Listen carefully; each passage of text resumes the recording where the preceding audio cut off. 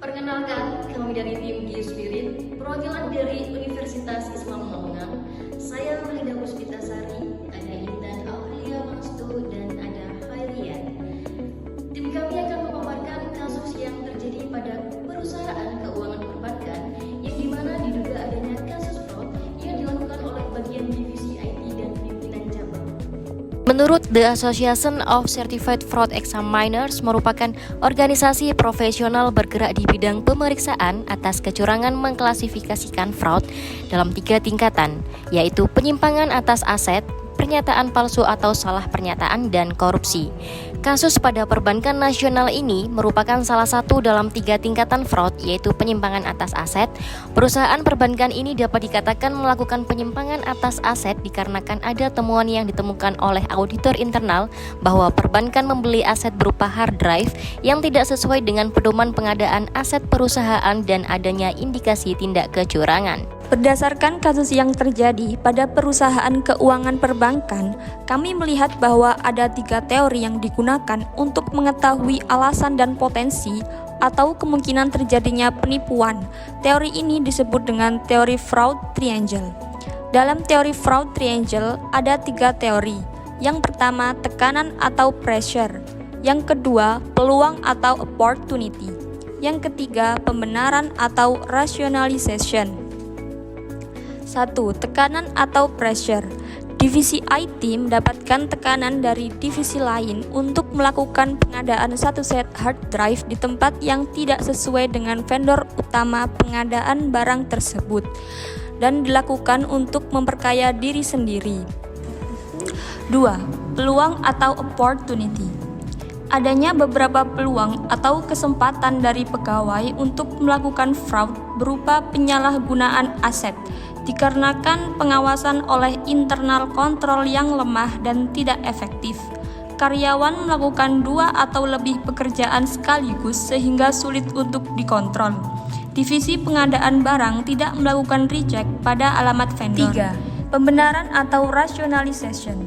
Pelaku yang melakukan fraud merasionalisasi perilakunya dikarenakan spesifikasi dari produk yang dibeli sama dengan produk dari vendor utama dan rentang harga hard drive yang masih wajar. Pembuktian awal yang perlu dilakukan yaitu melakukan analisis mengenai 5W+2H. Berikut pertanyaan mengenai pembuktian tindakan fraud. 1. Apa bentuk fraud yang terjadi pada perbankan?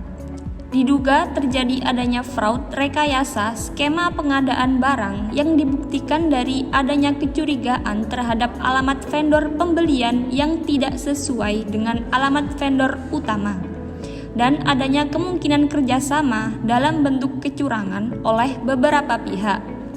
2. Siapa saja yang terlibat dalam pengadaan barang pada perusahaan perbankan? Yang terkait dalam pengadaan barang pada perbankan cabang yakni divisi IT, divisi keuangan, divisi pengadaan barang, vendor di luar Jakarta, dan pimpinan cabang perbankan. 3. Kapan terjadinya tindakan fraud yang dilakukan oleh perusahaan perbankan? Tindakan fraud dilakukan sejak dimulai pengadaan hard drive yang dilakukan oleh perbankan cabang sampai dengan pembayaran. 4. Di mana terjadinya tindakan fraud? Fraud diduga terjadi pada perbankan cabang dengan pembelian hard drive pada perusahaan fiktif di area residental. 5. Mengapa fraud bisa terjadi? Berdasarkan penjabaran teori mengenai fraud, dapat disimpulkan bahwa divisi IT mendapat tekanan dari berbagai divisi dan dari pimpinan cabang untuk melakukan tindakan fraud. Juga, pengendalian internal menjadi salah satu penyebab terjadinya fraud pada perbankan. Dikarenakan apabila perusahaan memiliki sistem pengendalian yang baik dan memadai, maka terjadinya fraud dapat diminimalisir. 6. Bagaimana fraud dapat terjadi? Fraud dapat terjadi dikarenakan adanya pembelian produk yang tidak sesuai dengan spesifikasi yang dilakukan pada perusahaan fiktif atau vendor di luar Jakarta. Alamat vendor berada pada area residental yang bukan merupakan area industri.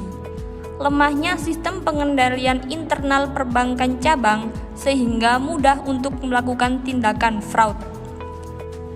7. Berapa kerugian yang ditanggung akibat fraud? Kerugian akibat fraud yang dilakukan sejumlah voucher transaksi pembelian hard drive.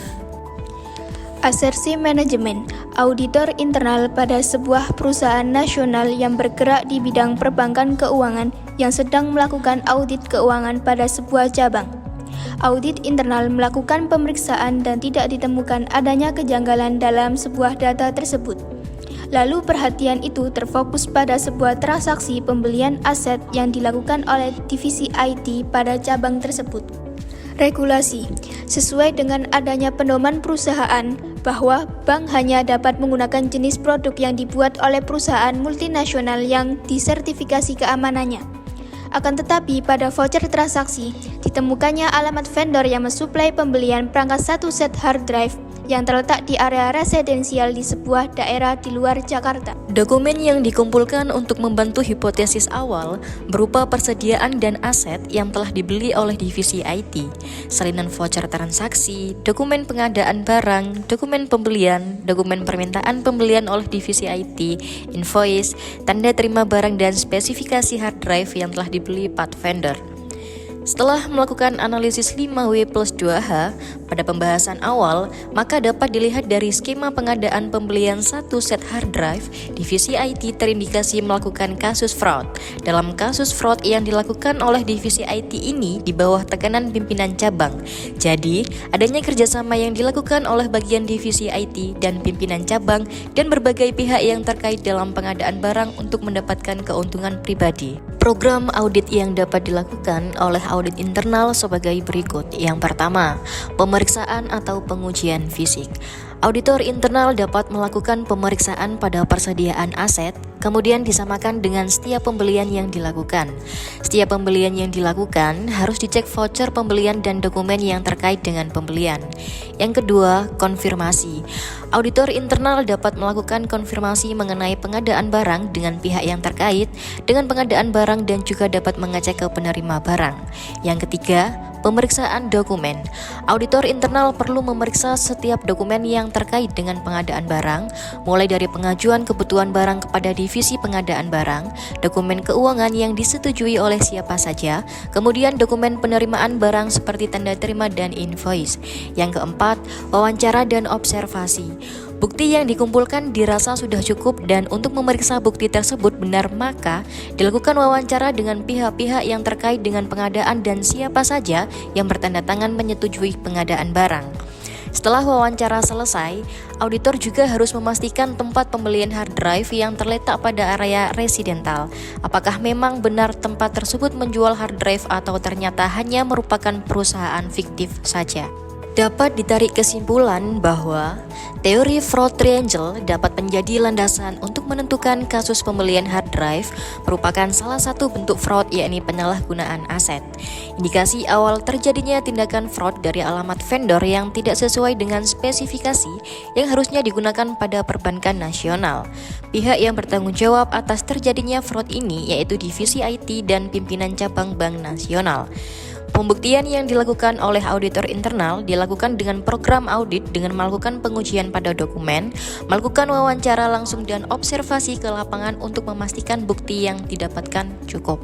Dan untuk saran, yaitu perlu adanya pengendalian internal yang memadai pada perbankan nasional agar dapat meminimalisir terjadinya fraud dan pemberian tindakan tegas untuk pegawai yang telah melakukan tindakan fraud agar menimbulkan efek jera sehingga tidak ada pegawai yang akan melakukan tindakan fraud.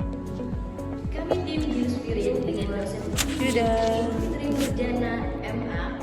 Sekian dan terima kasih.